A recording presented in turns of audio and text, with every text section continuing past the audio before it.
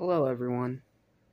I know you all probably tuned in to this to watch a SpongeBob review, right? Well, you're still getting your SpongeBob review, don't worry. But I have something that I want to say first, and it's something I'm sure a lot of you have been wondering about. And that is the subject of too many games. Earlier this year, I said that I was going to too many games again this year, and it was there that I was going to reveal my full cosplay of Alistair the Radio Demon from Hazbin Hotel. The cosplay itself has come together absolutely wonderfully. It looks fantastic. It looks far better than I could have ever expected it to be. And I was so excited to go to TMG in full costume and show all the hard work that I've put into it. And it saddens me to say that unfortunately I will not be going to too many games this year. Now, the reason being is not a fault of the people that are going there or the guests switching out or anything like that. No. The problem is simply timing. See, I didn't really want to talk about this publicly, but I feel like it should be said. It's been a bit difficult lately financially. I currently live with a relative, and they are going through some financial trouble right now. And she wanted to, in her own words, pull it out of her ass so we could still go, but it's just not going to happen this year, unfortunately. And I am sad, definitely, because all the people that were going to be there were some very, very talented, very incredible people that I really wanted to meet. But unfortunately, sometimes life just doesn't go the way that you plan it. And this is unfortunately one of those times where it just doesn't work out. Am I sad and disappointed? Yes. But more so, I'm disappointed that I probably disappointed a lot of you. Because when I posted a video about TMG last year, you guys absolutely loved it. Like, you ran up the views. It got a lot of likes. Heck, I actually got to connect with some really cool people because of it. And I'm not just talking about Roger or Johnny. No, I'm talking about, like,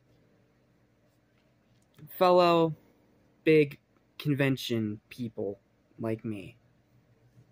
One in particular who was very praising of that video, and we've tried to stay in contact ever since, and she's a truly amazing person, and I was hoping that this year maybe I could finally meet her in person. But unfortunately, this is just one of those times where life doesn't give you what you want, and that's okay. I'm learning to cope with it. I did get paid today for some house cleaning stuff. I get paid every other week for house cleaning, about $30 or so. So I did go out shopping with this big book bag full of a lot of really cool things that I'm really excited to show you guys. But I'm going to save that for another video because this is more just meant to be a quick little update rather than a full, like, speech. But yeah, unfortunately, I just can't go to too many games this year, and I'm sorry for everyone that I've disappointed for saying that. And most of all, I'm sorry for the people who are even more disappointed after they saw the reel that I posted on here and TikTok of me in parts of my Alistair cosplay, saying that I was going to too many games and that's where it was going to be revealed. But it just didn't work out this year. It's sad, but it's just how it is. Hopefully, next year in 2025, things will be better, and I'll be able to actually go. But, to some of the people there that I wanted to meet. Colleen O'Shaughnessy, Erica Schroeder, Angry Video Game Nerd, Sam Procrastinates, Beat 'em Ups, Spawn Wave, Some Call Me Johnny, all you guys. Nothing but the utmost respect for all of you, and I couldn't be happier for all the fans that are going to get to meet you. Because you guys have all truly brought some amazing things into our lives, and you deserve nothing but the utmost praise and respect. So, I don't know if any of you will watch this video, but it still needs to be said. And I have nothing but respect for all of you, and I have nothing but the greatest of happiness for all the lucky people that are going to be meeting all of you amazing creators and voice actors and just amazing people in the gaming community. Now, on the subject of the Alistair cosplay, like I said, it's come together absolutely wonderfully. It's so close to being done. I just have to figure out the situation with the hair and the clips, and then it's pretty much ready to go. But I guess as a little compensation, I'll show you one part of it, because this part in particular was in the last Sonic and Goku Adventures episode, so I think it's safe for me to go ahead and show it here as compensation for anyone who's disappointed. I did get a microphone staff. It's pretty long. It's pretty much super glued together. And it's so freaking cool. It's one of the coolest things that I've ever bought, and the most expensive thing I've ever bought. This thing cost me about 120 bucks. Yeah, I know, it's very expensive, but it was worth it, man. It feels quality, it feels great in my hand, and it's so just accurate to the source material. Now, yes, obviously it's not 100% because you have to do like dry brushing and fading and whatever, but as it is, I think it came out fantastically. I absolutely love this thing. It is now my favorite prop. And keep in mind, that's taking into account that giant freaking Genshin sword I have sitting back there that I used for my fan-made Ruby Rose cosplay. So, yeah, needless to say, I have a lot of love for this thing, and I'm going to forever, forever cherish it. So, you may be asking, okay, well, are you going to be going to any convention at all this year? Well, I'm hoping so. I'm going to go do some searching online, and I'm going to see what I can find. And once I find a convention, I will update all of you. One other quick little update I wanted to give is that through the first week or so of July, it's probably going to be very dormant on this channel. And it's not like a break or anything like that, but it's more of a family matter. And that is that I'm going to be going on a camping trip for the first week or so of July. So I'll be out like hiking and swimming and, you know, doing the things you expect to do when you're out camping. So please do not be concerned if this channel goes dormant for a week. But I promise you I will come back stronger than ever. And yes, before any of you ask, this is going to be DC Live 2, where we are going to finish reviewing all the DC animated films. Because, as you all know, we only got up to Dark Knight Returns for the last one. So, from where that one left off, all the way to Batman, The Doom That Came to Gotham, is what we're going to be reviewing. That means you're going to be getting Gotham by Gaslight, which I'm really excited to review. I've been a huge fan of that one for a long time. You're going to see me rant about The Killing Joke and how it's a terrible adaptation.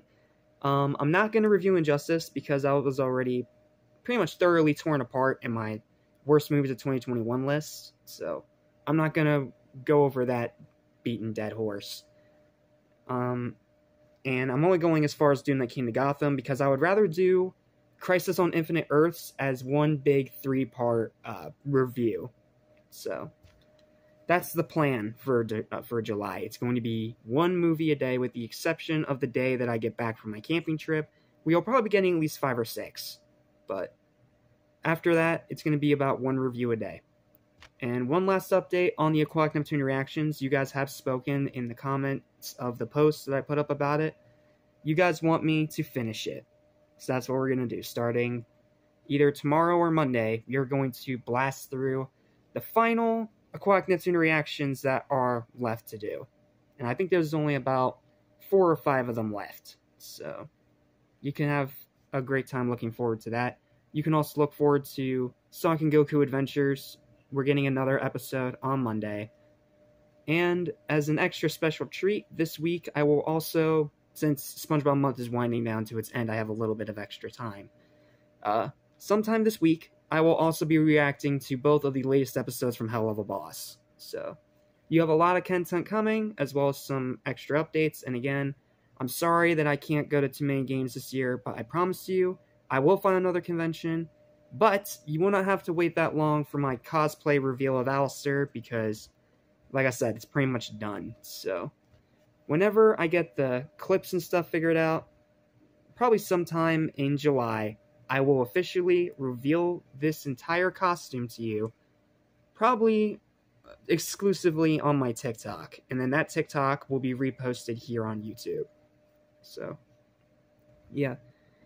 This is already turned out to be a lot longer of a preamble than expected, but I just had a lot to say, and I wanted to keep you guys updated on what's going on, and just another huge thank you to all of you for being so supportive of me and what I do, despite some of my controversial opinions. So, alright, I'll stop yapping now so we can actually get to the reason why you're here. So, thank you guys so much for watching. I hope you enjoyed the SpongeHenge review. And until I see you again, have a great day, and take care.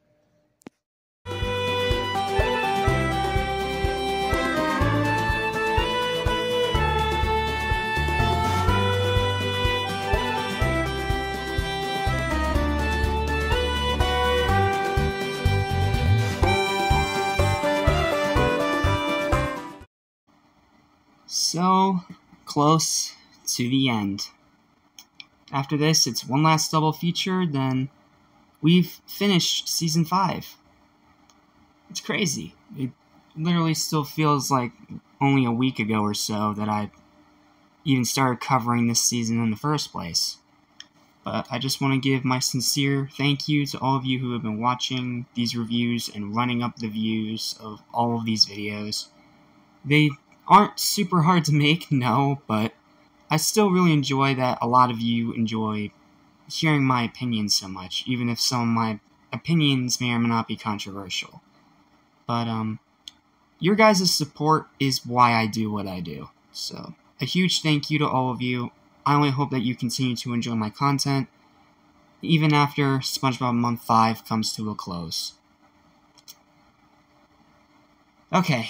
Got the sappiness out of the way. Let's talk about how weird and bizarre this episode is, shall we?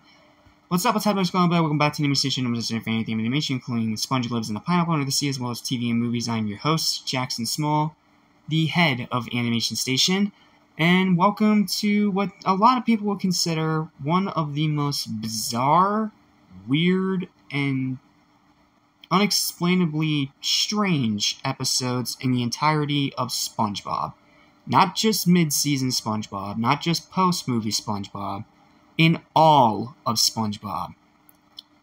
A lot of people hate this episode because they find it so weird and off-kilter.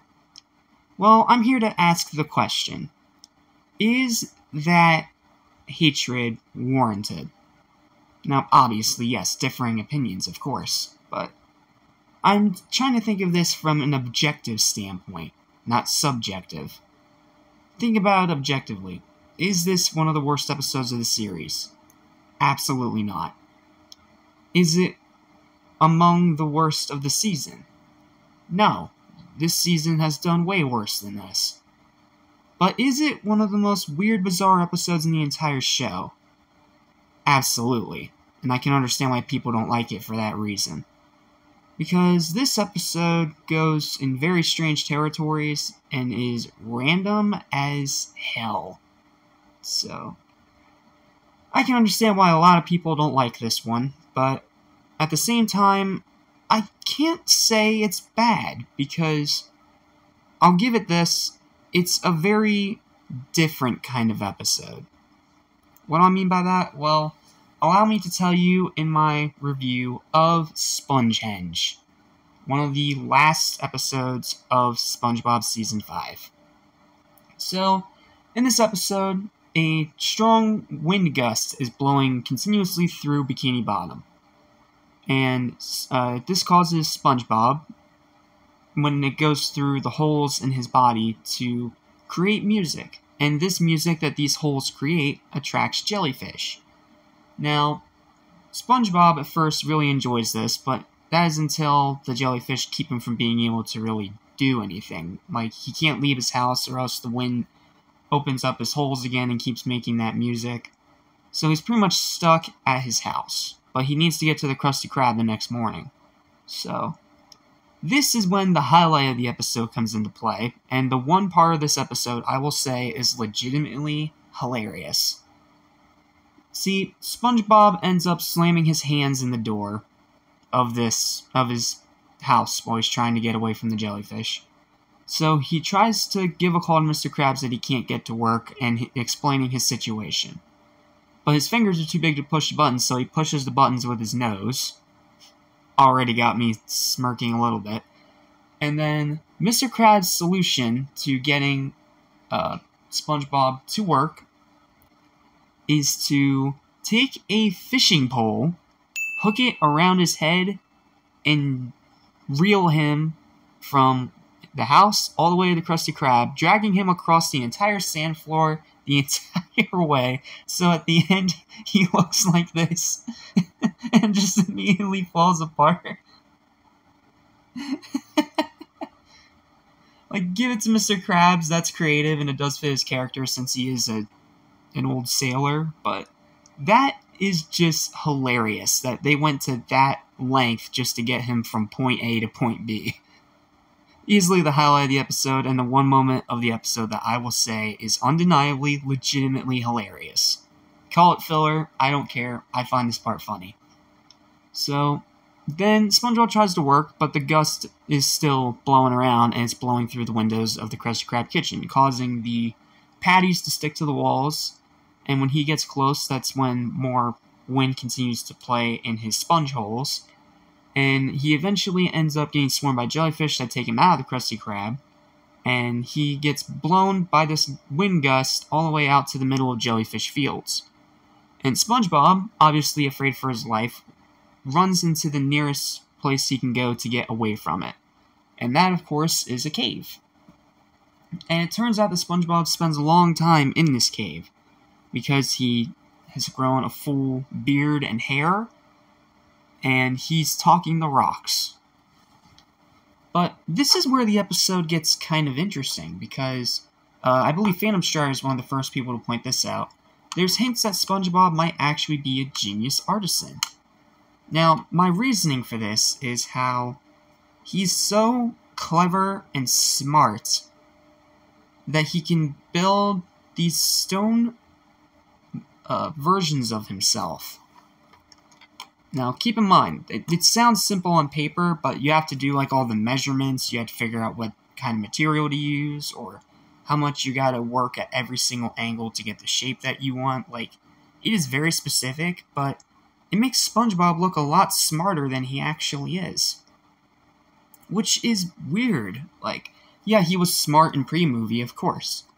But to have it in post-movie SpongeBob, to have a moment like this where he's surprisingly very, very smart, it's strange, to say the least. It is very, very odd, but it also kind of works in a weird way, because it adds a bit more to his character, at least for this one episode.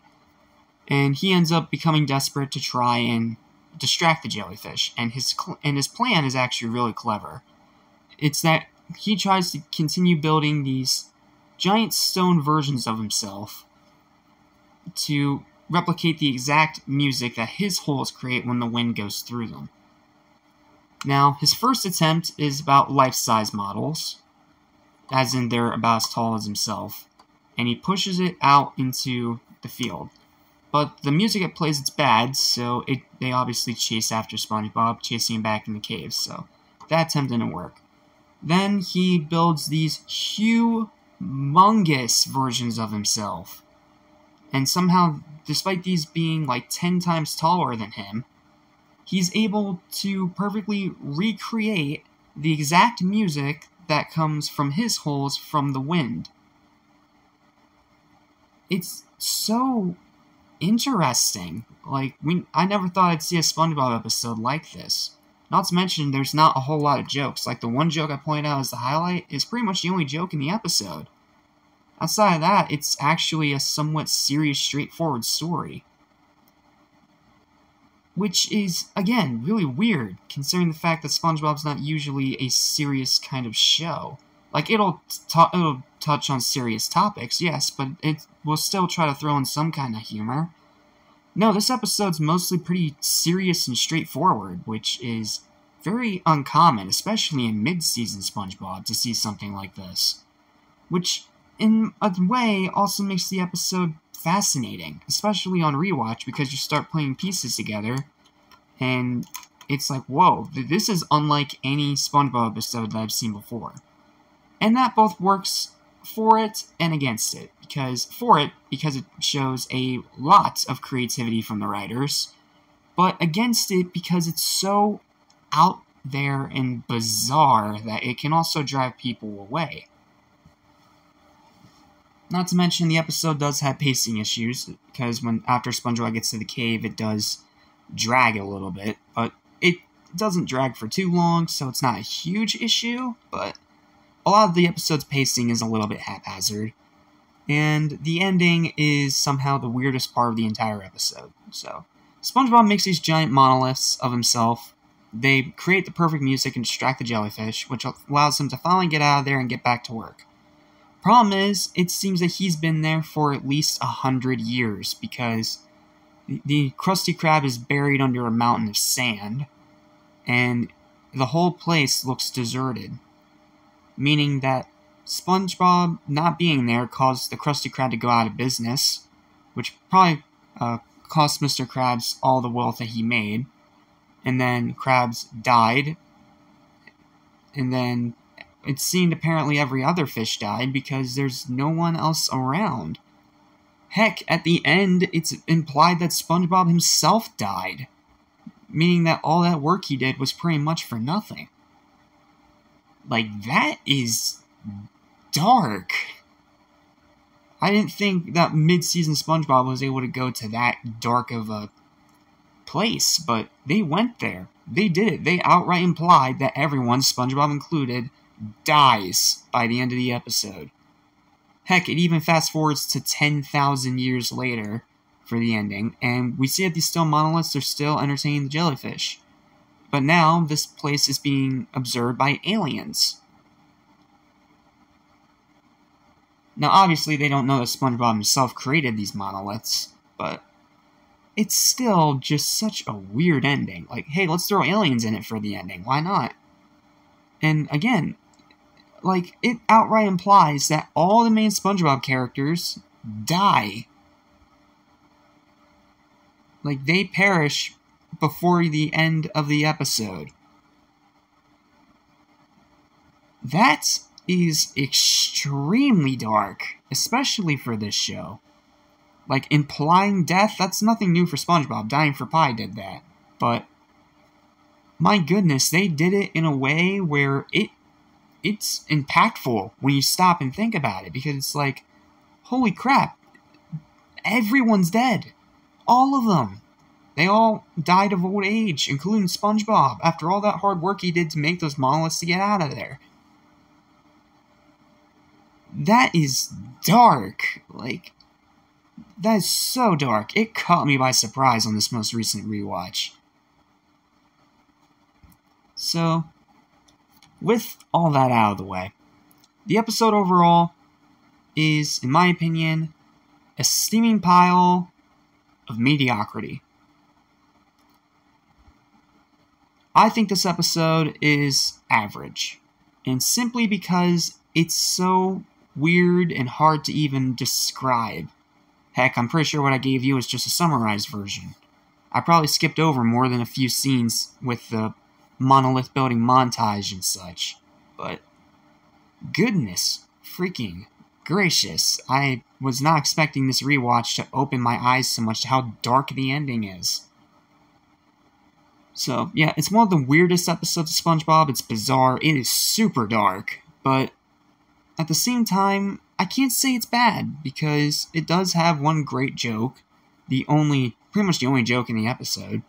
And it shows a lot of creativity and boldness from the writers to not only make an ending so dark, but also to go for a concept and an episode story this out of the box and this unlike any other episode of the series. So, it's an episode I more respect than I actually like, because it doesn't really have a lot of rewatch value.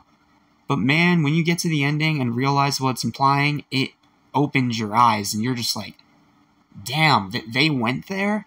They really went there. But yeah, they did. And I have to respect them for having the balls to go that bold with their ending. But otherwise, this episode's just okay. So final verdict is a 5 out of 10. It's an episode that is very weird, very bizarre, and unlike anything you'll ever see in SpongeBob.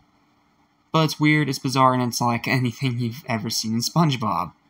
So it's like a double-edged sword. It has really great moments, and it shows a lot of creativity, but the ending is so off-kilter and unexpectedly just gruesome with what it implies that it does kind of shift the entire tone of the episode. How this was able to get past Nickelodeon censors is beyond me, but as it is with this episode, yeah, it's a 5 out of 10. It's average.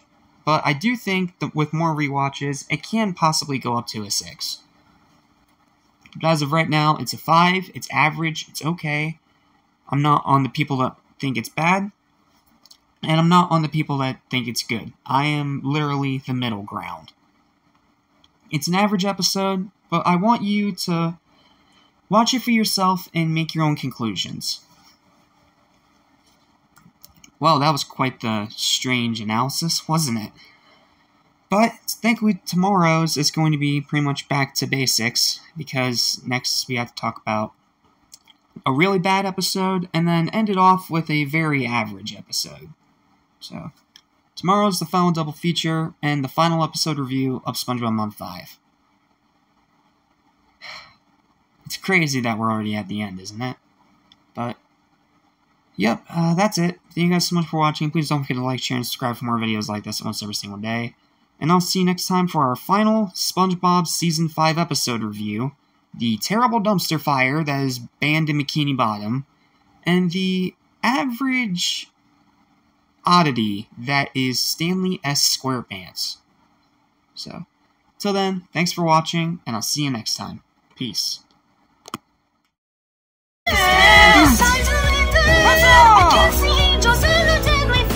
We cannot take it anymore.